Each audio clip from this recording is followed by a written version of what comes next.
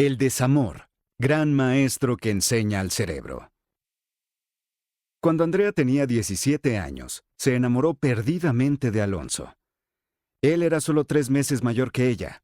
Era su primera experiencia amorosa. También fue la primera vez que entregó su sexualidad a un hombre. Era un enamoramiento pasional, increíblemente adictivo. En tan solo 3 meses de haber iniciado la relación, compartían absolutamente todo. Se les veía en la casa de uno u otro, y por momentos resultaba incómodo para las familias tolerar a los pequeños novios.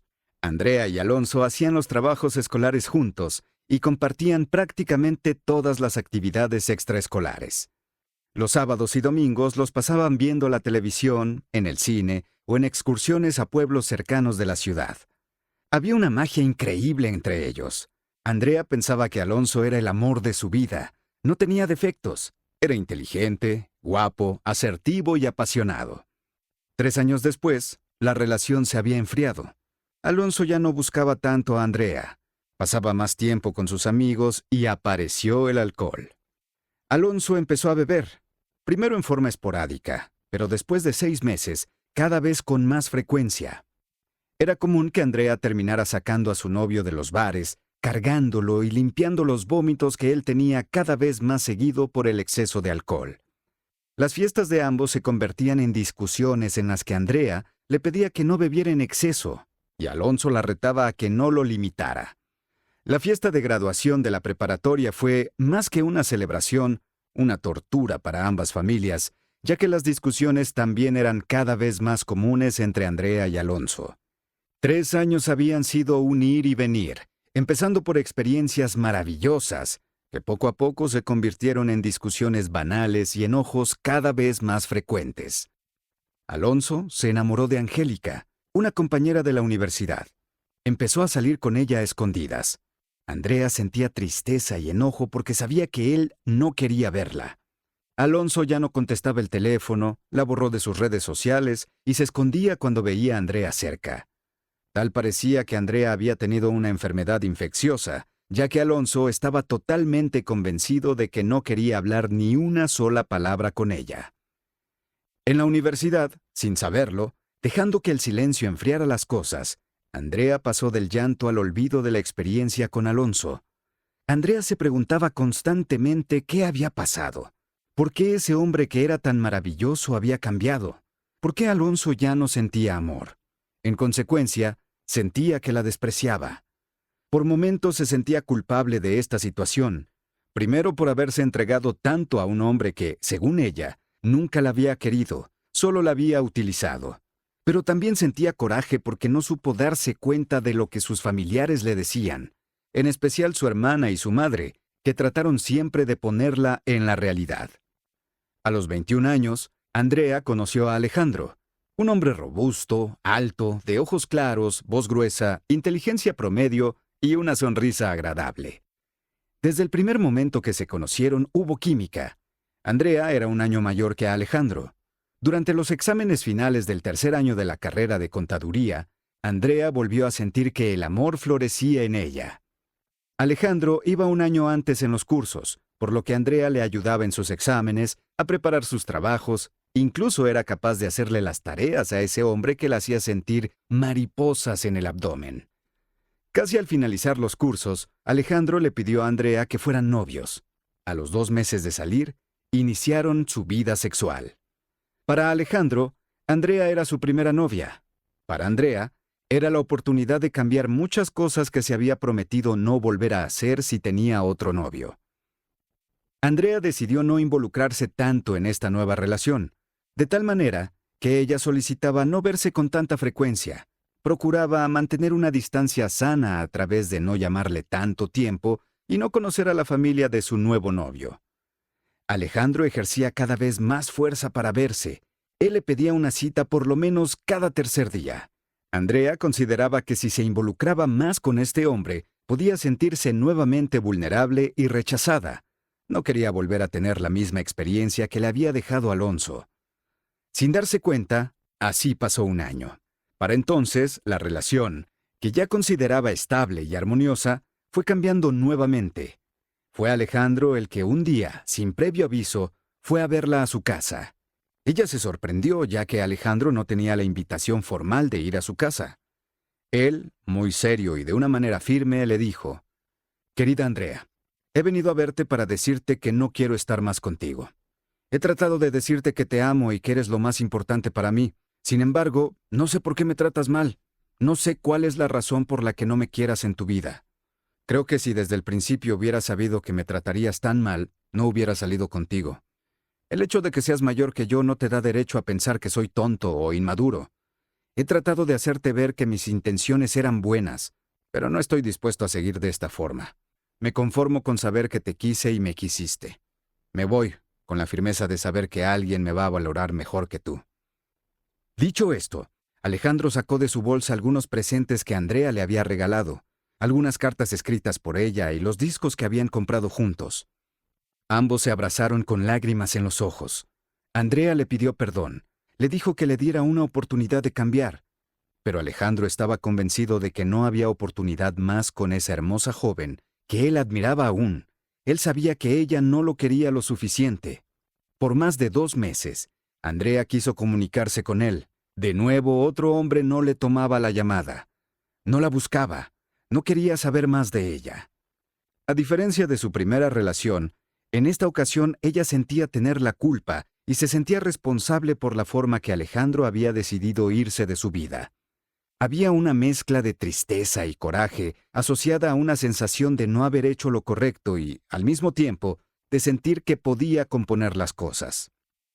Casi 5 meses después, Andrea se armó de valor y buscó a Alejandro. Ella se había puesto uno de sus mejores vestidos, se había peinado para la ocasión y se había maquillado de forma diferente. Se veía espectacular. Así, dispuesta a reconquistar a ese hombre, lo fue a buscar a su trabajo de forma imprevista y sin avisarle. La sorprendida fue ella. Alejandro vestía un traje gris, camisa blanca y una corbata roja. Se veía guapísimo. No verlo durante casi 7 meses le había hecho sentir que su amor por él había crecido. Andrea se encontraba parada en la acera de enfrente. Su sonrisa era increíble. Sus ojos se iluminaron. Al mismo tiempo, casi cuando Andrea dio el primer paso para sorprender a Alejandro, se escuchó el grito de una mujer que lo llamaba con mucha familiaridad. «¡Alejandro, mi amor!». Andrea se quedó de una sola pieza. No supo qué hacer. Se quedó impávida. Rápidamente, una mujer más joven que ella, sonriente y feliz, casi corriendo abrazó a Alejandro y le otorgó un profundo beso en los labios. Él la abrazó, le dio 2 vueltas al aire que hicieron que casi perdiera el equilibrio. Su portafolio cayó y los dos rieron estrepitosamente. Él parecía transformado. Ninguno se percató que Andrea los observaba detenidamente. La sonrisa desapareció de los labios de Andrea. Sus pupilas se dilataron, su boca se quedó seca. Había un nudo en su garganta. Sus manos empezaron a temblar. Las lágrimas salieron de sus ojos sin que ella lo percibiera. Su maquillaje se corrió. Sintió que daba vueltas y un fuerte dolor punzante en su abdomen. Sintió que su vista se nublaba. La joven pareja desapareció casi corriendo de ahí, jugueteando y sin voltear a otro lado. Seguían viéndose y diciéndose cosas que les habían sucedido durante el día. Andrea no sabe cuánto tiempo duró parada en ese lugar. Se regresó a su casa y, como autómata, se rindió en su cuarto. Ahora el llanto era distinto. Ahora el desamor dolía de forma diferente. Pasaron 2 años de esa experiencia. Ahora era una mujer de 23 años. Había logrado ingresar a una empresa líder en bienes raíces.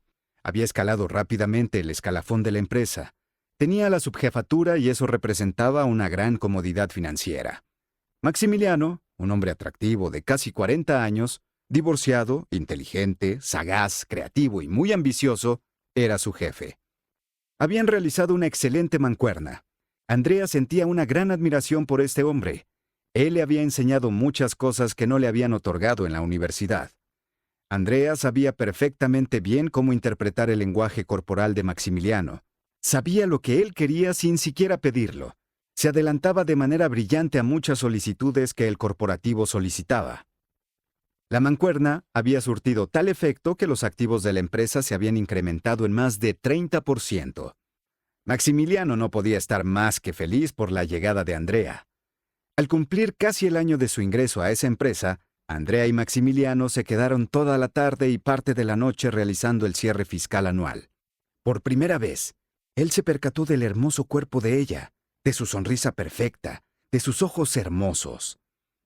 Cerca de las 12 de la noche, ya muy cansados, Maximiliano le pidió que descansaran un rato.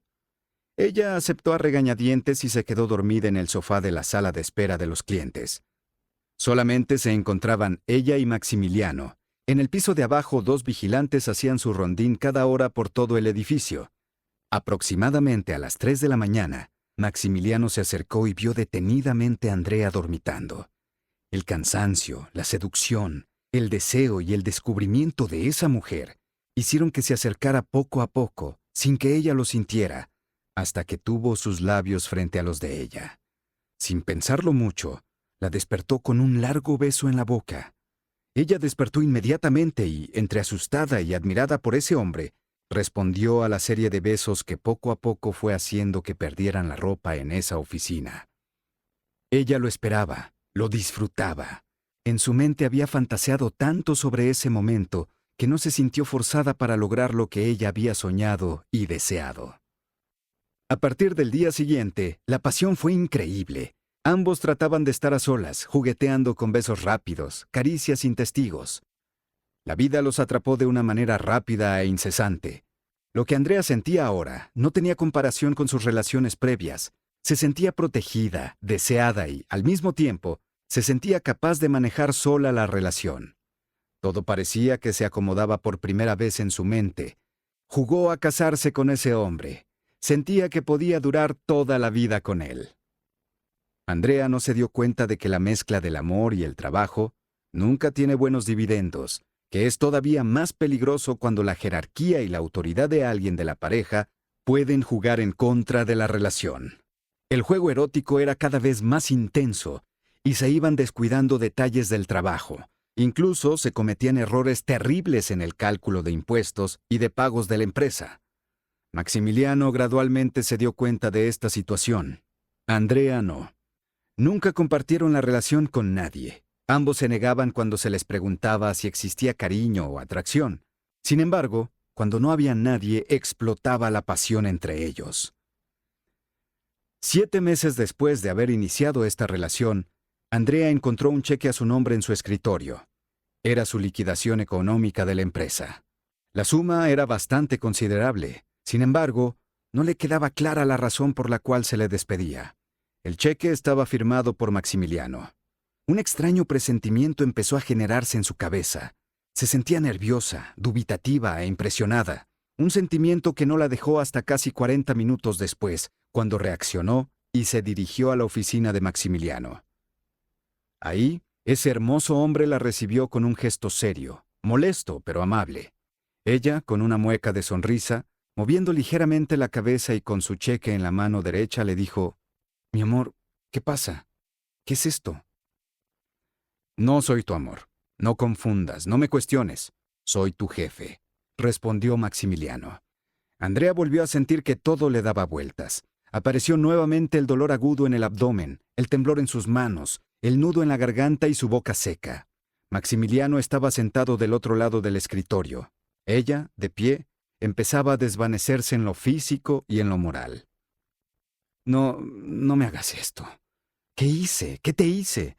¿De qué me acusas? ¿Por qué me despojas? ¿De qué soy culpable, Maximiliano? Es de reconocer que fuiste muy astuta. Te aprovechaste de esta situación. No solamente te estoy pidiendo que te vayas de la empresa. Te estoy pidiendo que salgas de mi vida.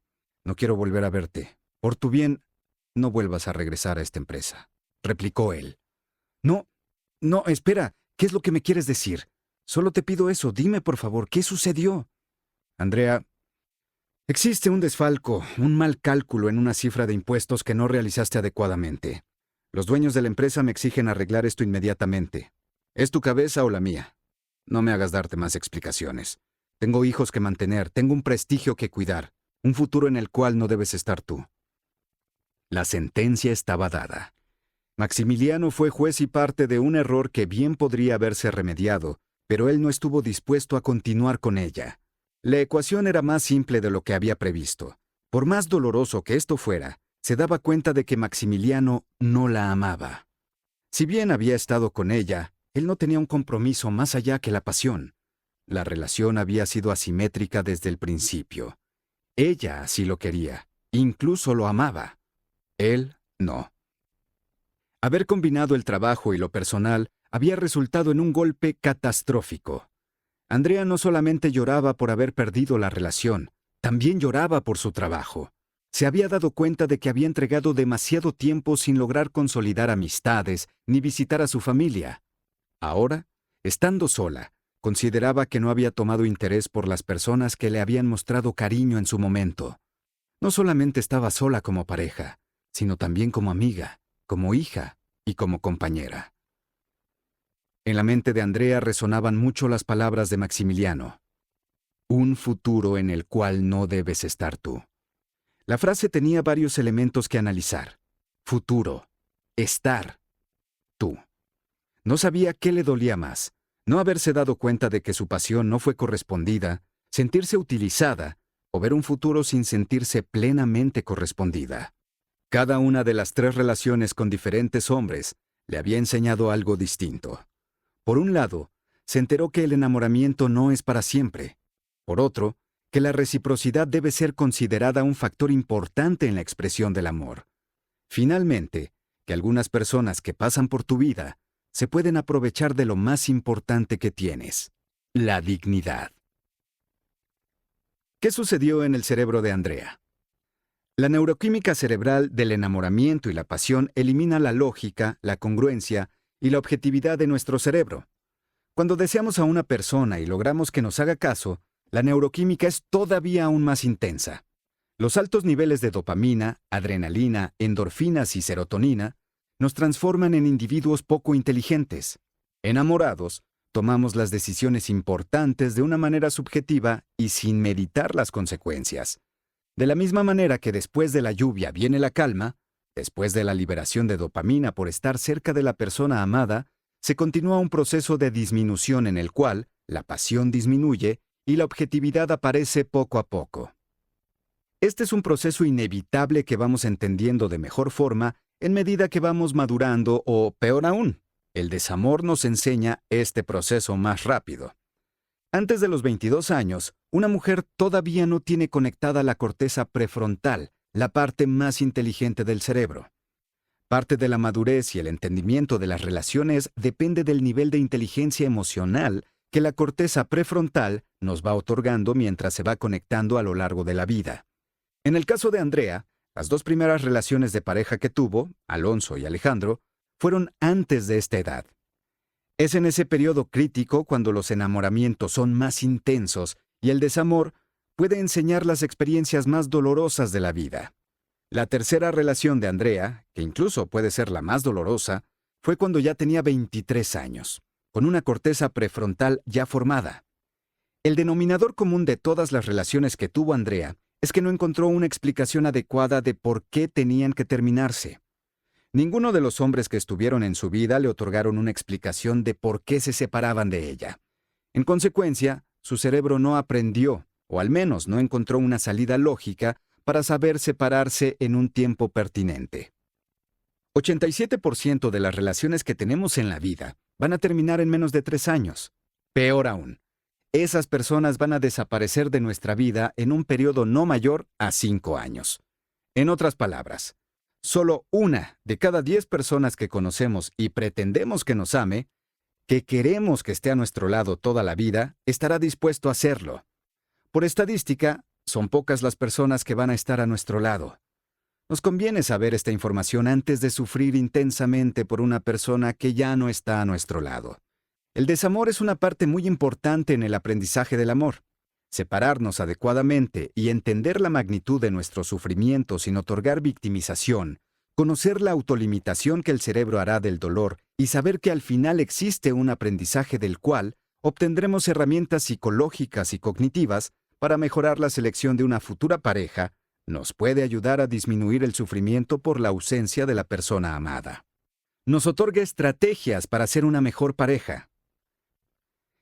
El dolor en el desamor viene de la necesidad de reforzar el cariño con palabras, cercanía física y detalles de la persona amada. Su ausencia desgarra, lacera en la misma magnitud que la quisimos. Este proceso se lleva a cabo en una estructura cerebral llamada giro del cíngulo, la cual genera un procesamiento de dolor que comúnmente se inicia en el abdomen o en el pecho cada vez que se piensa en la persona amada. Por eso duele el desamor, no porque nos rompan el corazón, sino porque se activa una red neuronal que relaciona el dolor moral y el dolor físico con la ausencia. El desamor comúnmente llega 3 años después de haber iniciado una relación con tanta pasión. No hay determinismos ni recetas. Es el tiempo en el que la dopamina cambia su concentración dentro del cerebro cuando estamos con la persona amada. Sin dopamina no hay pasión. Ingresar a esta etapa nos hace ser reflexivos. Es el tiempo en el cual una persona elige quedarse con alguien para siempre o terminar una relación. Prácticamente todos los procesos de duelo ante la separación tienen una dualidad muy importante: enojo y tristeza. Si el proceso no termina con una explicación, aparece la ansiedad, la necesidad de justicia y hasta la búsqueda de un castigo. Todas estas emociones negativas se incrementan más cuando la noticia del final de la relación se da en forma abrupta e irreversible, de manera que nuestras palabras no alcanzan a limitar el dolor y no entendemos de dónde vino la circunstancia. La incertidumbre genera una serie de emociones negativas cuando la persona amada no quiere hablar con nosotros. Es tal la disminución de serotonina en nuestro cerebro que el proceso genera obsesión y melancolía. Si el aprendizaje no se da, si el hipocampo en nuestro cerebro no registra adecuadamente la situación en la memoria, estamos obligados a repetir los ciclos de desamor patológico varias veces en la vida. Por eso, es muy importante reflexionar sobre el desamor, aprender de él, meditar su experiencia y retroalimentarlo con una explicación. Nos otorgará un aprendizaje que nos hará separarnos cada vez mejor cuando así se necesite y limitará el tiempo del proceso doloroso moral que caracteriza al desamor. Desafortunadamente, en el caso de Andrea, el aprendizaje llegó muy tarde, pero el aprendizaje al fin evitará que ella vuelva a cometer los mismos errores después de que su corteza prefrontal ha madurado. El cerebro es un órgano que se desensibiliza muy rápido. Ante un estímulo nocivo repetido, el cerebro también aprende a responder y adaptarse a él si hay una adecuada salud mental. Pero también es conocido que el cerebro responde más rápido y con mayor atención ante los eventos negativos que se pueden acompañar de dolor, abandono y violencia. El desamor es necesario en la vida de todos los seres humanos. El problema es que en nuestras primeras relaciones de pareja no entendemos cómo llevarlo, confrontarlo y aprender de él. El desamor debe tener manejo de tristeza, valoración, enojo, confrontación de culpa y, en ocasiones, vergüenza. Estas emociones amplifican la señal de aprendizaje. Entre más negativa sea la emoción, el aprendizaje llega a consolidarse más rápido. El desamor tiene un lado positivo que a veces no apreciamos. Nos hace más fuertes para relaciones futuras. En consecuencia, nos debe hacer mejores personas como pareja para proyectar un mejor futuro.